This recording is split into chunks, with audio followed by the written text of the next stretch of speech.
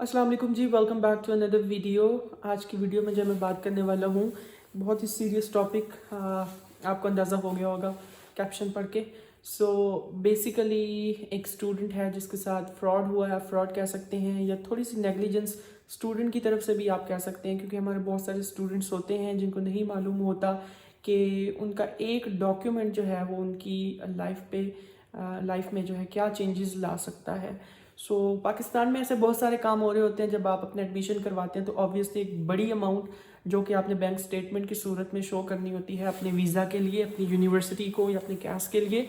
तो बहुत सारे स्टूडेंट्स ऐसे हैं जो कि इस रिक्वायरमेंट को मीट करने के लिए डिफरेंट जो है बिजनेस से रिलेटेड जो भी लोग होते हैं या जो इन्वेस्टर्स होते हैं उनसे अमाउंट लेते हैं और फॉर ऑन स्पेसिफिक जो है प्रॉफिट पे अपनी जो है स्टेटमेंट को वो कंप्लीट करते हैं, जबकि ये एक गलत चीज़ है। ऐसा नहीं करना चाहिए। इसमें बहुत बड़े स्कैम होते हैं और स्टूडेंट जो है उसको बहुत ज़्यादा चार्ज किया जाता है, जिससे उसकी जो है टोटल अमाउंट वो बहुत ज़्यादा इंक्रीज़ हो जाती है। वन ऑफ द स्टूडेंट, मैं जब यूके आना था तो मैं उससे कांटेक्ट में था, बिकॉज़ मेरा भी ऑब्वियसली वीज़ा थोड़ा सा डिले हुआ था, तो उसका भी वीज़ा डिले था। हम लोगों की बात एक ग्रुप में हुई, फिर नंबर्स एक्सचेंज करने के बाद हमारी वक्तन फ़वक्तन जो है वो बात होती रही। मेरा वीज़ा आ गया था, उसका वीज़ा नहीं आया था। उसने प्रायोरिटी के लिए अप्लाई किया था। देन एम्बेसी की तरफ से उसको ईमेल आई कि आप जो है कुछ मज़ीद डॉक्यूमेंट्स जो हैं बैंक से रिलेटेड कोई इश्यूज़ आ रहे थे कि वो आप भेजें। खैर जो भी उन्होंने किया, उन्होंने अभी मुझे 1 से 2 रोज़ पहले बताया, तो मैं तो शॉक हो गया कि ऐसा भी कुछ हो सकता है। बिकॉज बहुत सारे स्टूडेंट्स जो हैं वो क्या करते हैं, ओरिजिनल अमाउंट नहीं रखवाते इन्वेस्टर से।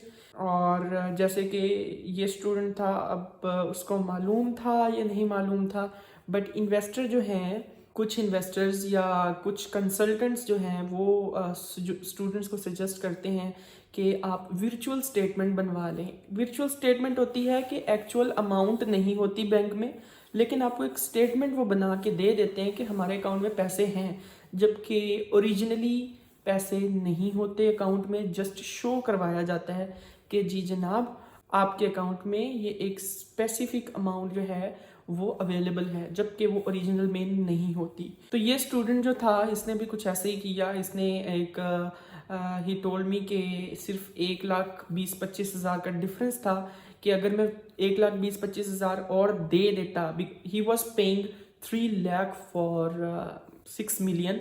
एंड उसने कहा कि मैं अगर 1,20,25,000 और दे देता तो ओरिजिनल अमाउंट भी जो है वो अकाउंट में आ सकती थी, जबकि 3 लाख में मुझे जो है वो वर्चुअल स्टेटमेंट बना के दे रहे थे। तो क्या हुआ, उसको यूके एम्बेसी की तरफ से अभी रिसेंटली एक ईमेल आई है जिसमें उसका जो वीज़ा है, स्टूडेंट वीज़ा, वो रिफ्यूज़ हो चुका है।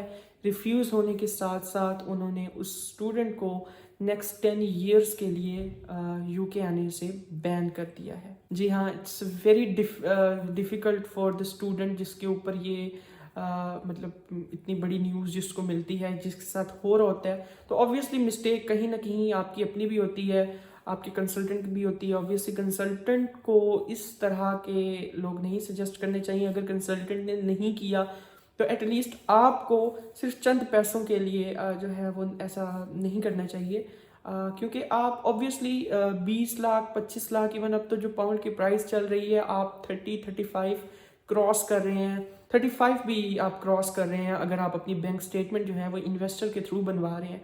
तो इतनी बड़ी अमाउंट लगाने के बाद अगर आप इन्वेस्टर से ले भी रहे हैं तो आप अपना जो काम है वो ओरिजिनल करवाएं। Don't go for the virtual statement, और कोशिश करें खुद से ही जो है अपने जो पैसे हैं वो इकट्ठे करें, ताकि आपको जो है आपकी लाइफ पर कोई प्रॉब्लम ना हो। Because it's big thing, because he paid already his university fees.